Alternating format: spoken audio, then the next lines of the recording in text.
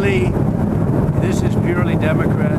They're doing some really bad things. I think they're lost souls. Supreme Court granting the Trump administration's emergency appeal to temporarily block a court order to fully fund SNAP food aid payments amid the government shutdown. The reason I don't want to talk about affordability is because everybody knows that it's far less expensive under Trump than it was under sleepy Joe Biden. The Trump administration is accusing America's main food stamp program of being one of the most corrupt in history, and they've finally caught the proof. According to Agriculture Secretary Brooke Rollins, investigators found hundreds of thousands of people getting SNAP twice under the same name, tens of thousands of dead people still on the rolls, and a fraud case so big it allegedly siphoned tens of millions of dollars out of the system. This is over the last few months. 186,000 dead people receiving benefits, 500,000 Americans receiving benefits 2 times, so double what they should be receiving. I think what the secretary said was places the burden on individuals who are participating in the program and really didn't address the criminal rings. But this isn't just about fraud. Those claims were rolled out in the middle of a 43-day government shutdown after the White House moved to cut off food aid for 42 million Americans, and a left-leaning federal judge stepped in and ordered them to keep paying. In this video, we're breaking down how a shutdown turned into a crackdown, how much of this massive fraud is real versus political spin, and why one USDA insider fraud case and wave of e-skimming arrests have both sides using SNAP as a weapon. The shutdown that exposed everything. To understand how we got here, you need to go back to October 1st, 2025. Because the U.S. government officially shut down at midnight after Congress and the White House failed to reach an agreement on how to extend federal funding. That is when the federal government shut down because Congress could not agree on a spending bill. And unlike previous shutdowns, this one dragged on for 43 days, making it the longest government shutdown in American history. I think they're stuck and they don't have an identity right now. And this is just an example that they really don't know what they're doing. Now, normally during a shutdown, most programs just pause temporarily. Workers get furloughed, national parks close, but eventually things get back to normal. Republicans have failed to get enough votes to avoid a shutdown. They've got to sit down and negotiate with Democrats to come to a bill that both parties can support. But this time was different. This time, the Trump administration made a decision that nobody expected. On October 24th, the USDA announced that it would not fund SNAP benefits for November. The state's Department of Human Services says based on USDA guidance, anyone who is using SNAP benefits will not be able to use their EBT cards starting November 1st. That is 42 million Americans we are talking about, 1 in 8 households across the country, and the government was telling them that their food assistance was not coming. The administration said they simply did not have the legal authority to spend the money without Congress approving it. They pointed to a contingency fund of about $6 billion, but said that money was meant for emergencies like hurricanes, not for regular monthly benefits. We worry about families having to make decisions that they shouldn't have to make. We prioritize things like food over health care, or food over child care. Democrats immediately pushed back. They said the USDA was legally required to use those contingency funds. They said this was about politics. These SNAP benefits are going to run out at the end of the month. They have run out. It is now going to hurt American families. There is now some bit of contingency in place. Within days, 25 states filed lawsuits against the administration. And that is when Agriculture Secretary Brooke Rollins went on Fox News and said something that changed the entire conversation. She called SNAP one of the most corrupt programs in American history. What this conversation has allowed is a national spotlight on a broken and corrupt program. What the USDA says it found. Now, to be clear, Secretary Rollins did not just make these claims out of nowhere. On her very first day in office back in February 2025, she sent letters to every governor in America. She told them to send over their SNAP data so the federal government could check for fraud. Recertify their application information every 6 to 12 months. And they're also required to update work history, income, etc., to make sure that they're still qualifying for SNAP. 29 states complied. 21 states refused, saying the request violated federal privacy laws. Taxpayers through the federal government fund this $100 billion program every single year, but we don't even know whether it's being done correctly, what the accountability looks like. We want that data ourselves. And according to Rollins, what they found in those 29 states was shocking. In a Fox News interview on November 12th, she claimed they discovered 500,000 people receiving SNAP benefits twice under the same name. She said they found 5,000 dead people still getting benefits. And we found one guy in 6 different states getting a benefit. We found about 5,000 people that are dead who are still getting benefits. Like, it is time to drastically reform this program. The next day, on Newsmax, she updated that number. She said it was not 5,000 dead people.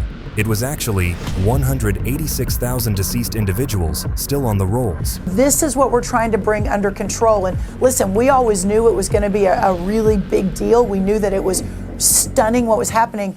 Now, these numbers sound massive, but we need to put them in context. According to the Government Accountability Office, SNAP had an improper payment rate of about 11.7% in fiscal year 2023. That works out to roughly $10.5 billion in payments that were either the wrong amount or should not have been made at all. That means 12% of that money that's going out the door for SNAP benefits shouldn't be being spent. But here is the key thing people miss. Improper payments are not the same as fraud. The GAO says most improper payments happen because state workers make mistakes, or because households accidentally report the wrong information, or because systems do not verify eligibility properly. Individuals or organizations deliberately lying to defraud the federal government. While all fraudulent payments are considered improper, not all improper payments are considered fraud. A congressional report from 2025 specifically states that the national payment error rate is not a measure of fraud. It includes overpayments, underpayments, recipient errors, and state agency errors. Intentional fraud, meaning people deliberately lying to get benefits they do not deserve, makes up a much smaller slice of that number. A USDA study from 2015 to 2017 found that about 1.6% of SNAP benefits were trafficked, meaning illegally sold for cash. That is still a big number in dollar terms, around $1.27 billion a year. But it is nowhere near the 11.7% improper payment figure that often gets cited. States reported about $250 million in stolen SNAP benefits, but they estimate the real number could be higher. It could be as high as $12 billion a year. Could be more, we don't know. The international criminal networks behind EBT theft. Now, while we are on the topic of fraud, there is one type that everyone agrees is a serious problem: EBT card skimming.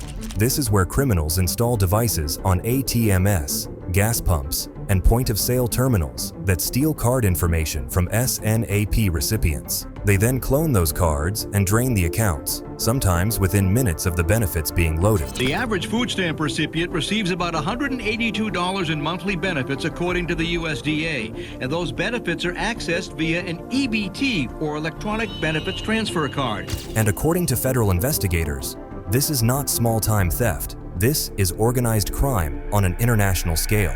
In May 2025, the USDA and Secret Service conducted what they called the largest operation against EBT fraud in Secret Service history. Now the department has issued a public statement after a massive sting operation with U.S. Secret Service in Los Angeles. They surveilled over 100 locations in Southern California. They made multiple arrests, and they said the evidence pointed to international criminal organizations running these schemes from overseas. The USDA's acting deputy Undersecretary John Walk put it bluntly. He said, "These are sick and depraved individuals who are stealing food from low-income Americans for their own profit." He said it is especially disturbing when international criminal organizations siphon tax dollars away from SNAP beneficiaries to fund their own illicit activities. In Georgia alone, more than $33 million in food assistance was reported stolen in 2025. I've got about 100 people to cover the entire country. Fraud is big business right now.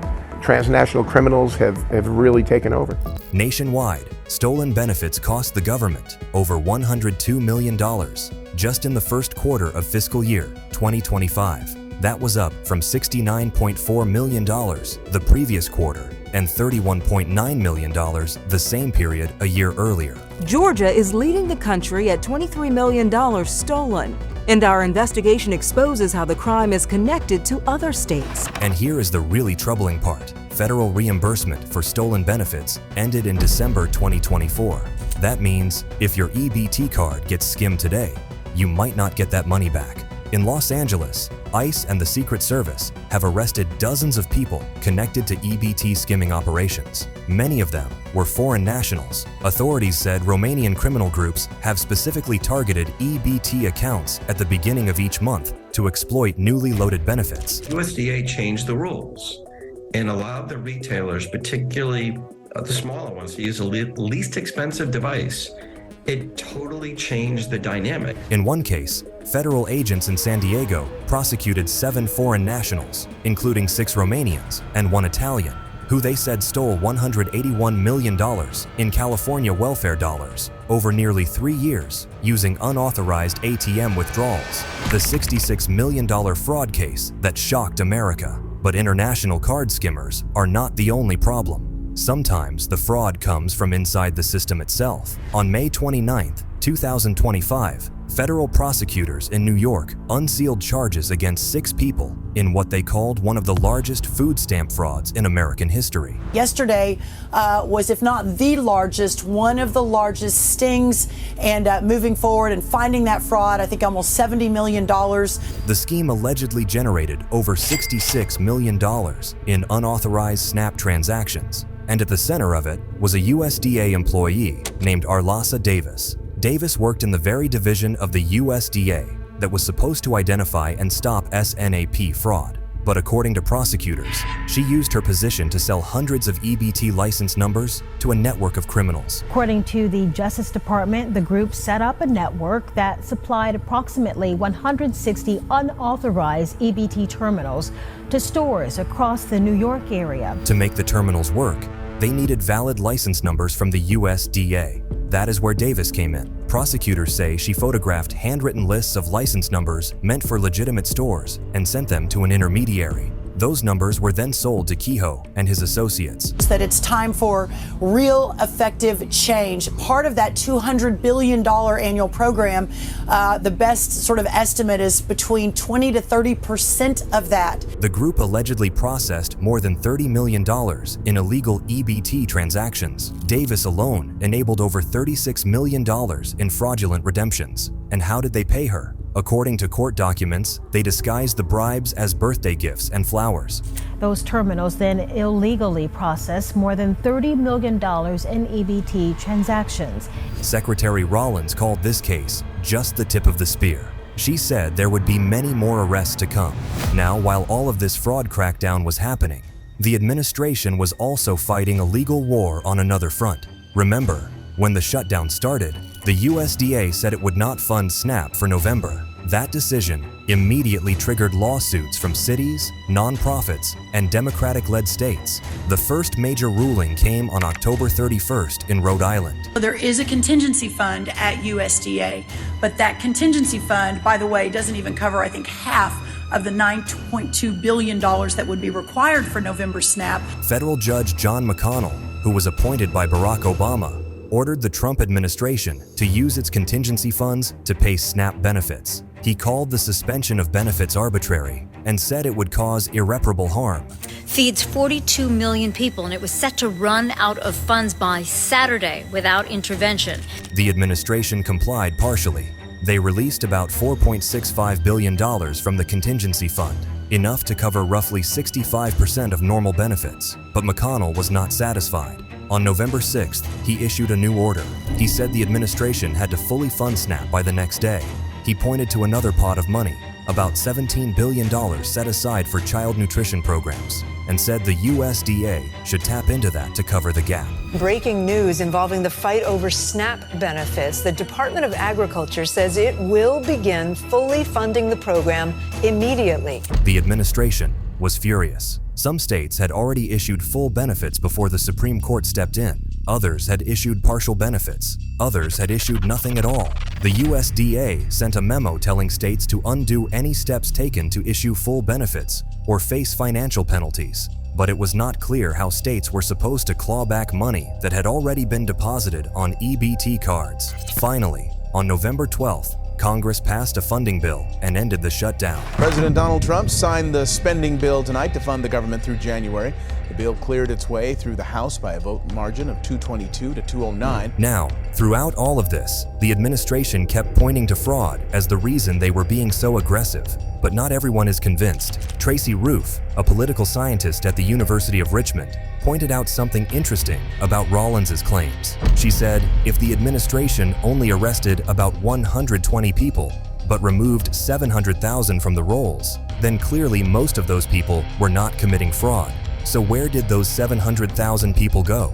Critics say most of them were removed because of new rules passed in the One Big Beautiful Bill Act, which President Trump signed in July 2025. That law expanded work requirements and eliminated SNAP eligibility for refugees and asylum seekers. In other words, people were not kicked off for fraud. They were kicked off because the rules changed. So a 43-day shutdown exposed fraud worth billions, international crime rings draining EBT cards, and a USDA employee selling secrets for bribes. But critics say the real numbers do not add up. With 42 million Americans caught in the middle, this fight over food stamps is far from over. Please feel free to share your thoughts with us in the comments below, and don't forget to subscribe to our channel for more in-depth coverage like this.